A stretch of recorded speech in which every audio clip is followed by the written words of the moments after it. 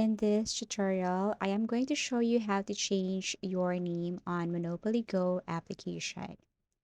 Okay, so step one, you just have to launch your Monopoly Go application. So this is what it looks like.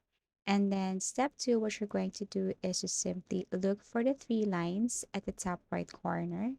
Tap that one. Once you tap the three lines, you can see the name that is below your profile picture. Okay, and all you have to do is to simply tap that one.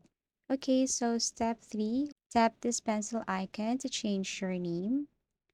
Okay, then think of that name that you want to change.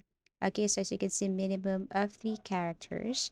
And then once done, all you have to do is to simply go to step four, which is to click submit. And that's it. So that's how easy it is to change your name in Monopoly Go. You can also change your avatar by tapping any of the avatars here. And then once done, you can go back and play Monopoly Go. So a little bit advice. In Monopoly Go, change name, you can only change your name once. Okay, so always remember that there is a name change limit in Monopoly Go.